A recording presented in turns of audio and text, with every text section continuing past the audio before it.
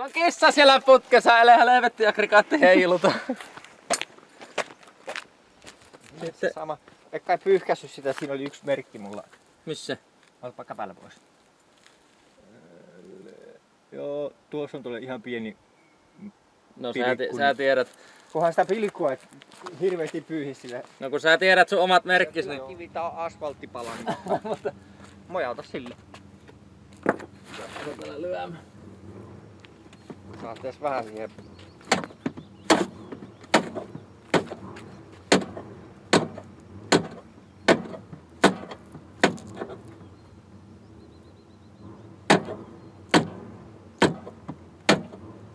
No voi vittu, että on muka kiusalla.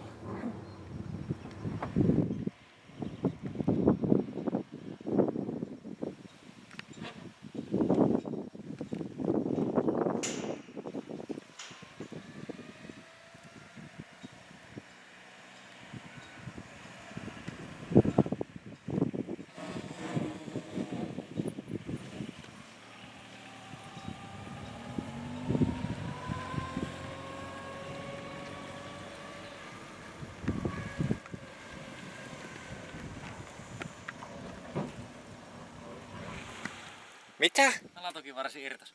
Sekö siellä korahti tosta mutkas? No kato itse. Voi paskaa. Kato nyt itse. Mitäs vittu tämä nykkari? Täällä ei varmaan millään.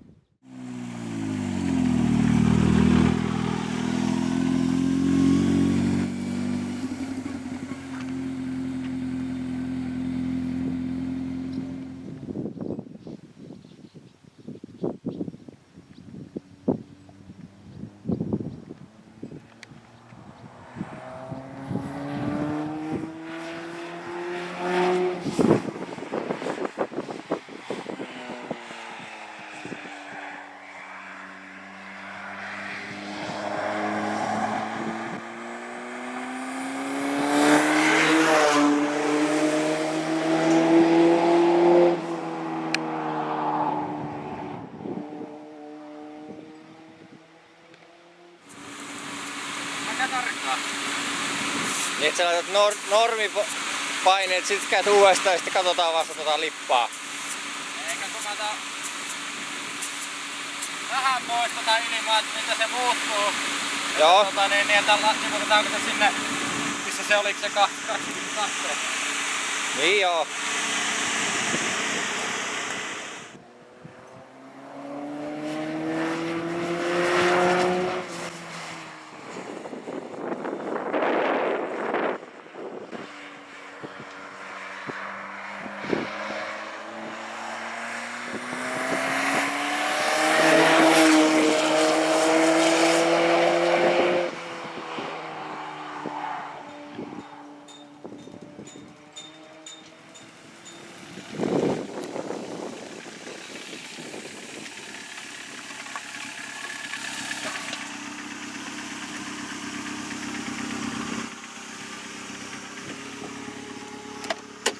Jaha, mielipide. Meitä otetaan se kakkonen pois sieltä vielä. Eikä vielä lisää. No pois. No, mut siis kato. No joo. Miten tää on mahdollista, koska se ei tuntunut yhtään siltä, että ei niinku... Eli se on melkein sama aika kuin... Oo, mutta kun ei se ei tunnu yhtään luotettavalta mut vetää tuossa. No, kun se tuntuu, kato tuolla, että kun se käännät sinne, se tuntuu, että se vaan pompottaa, että se ei käännä ollenkaan. Yhtään semmonen luotto siihen kääntöön.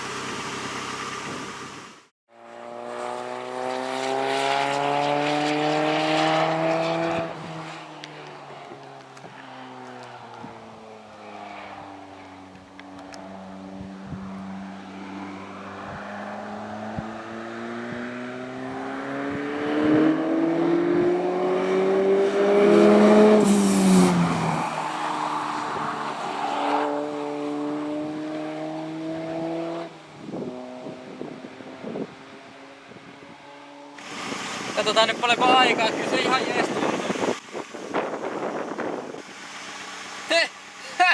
Taas parani. No joo. Joo.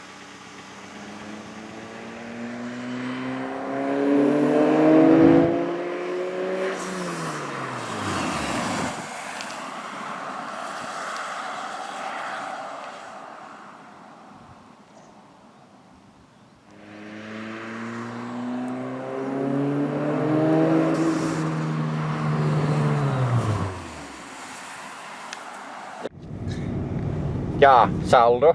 Lopputulos. Saldo loppu. Loppu. Mahtaako sulla saldo riittää? Ei vaan. Ei nyt mennä Kemoralta kotia ja toteamaan vahingot.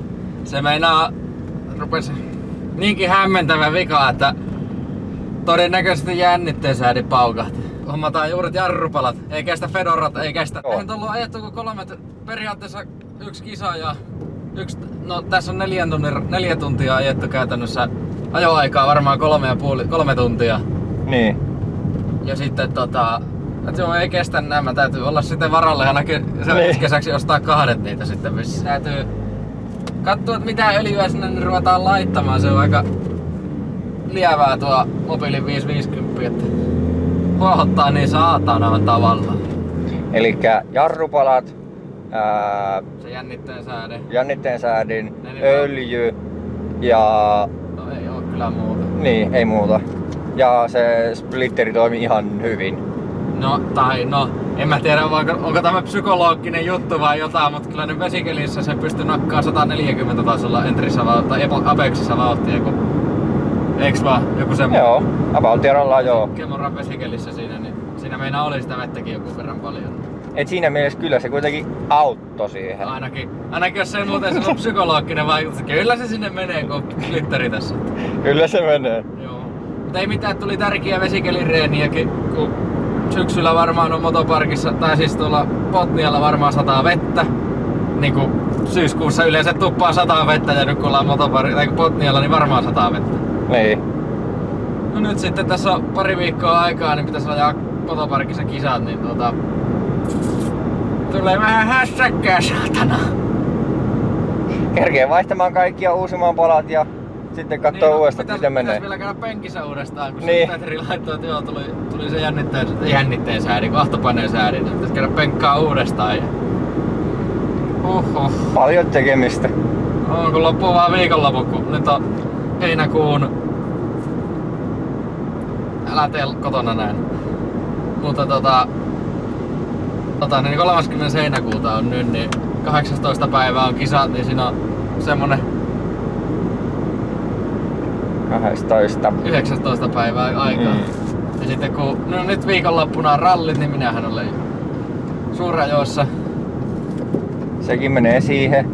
No ei hirveesti kyllä jää aikaa. No ei meille kyllä jää aikaa. Et siinä on 2 että saatana. Jostakin pitää jotakin keksiä aikaa ja paikkaa ja... No paikkaa, mutta kun pitäis keksiä missä välissä. Kotia päin.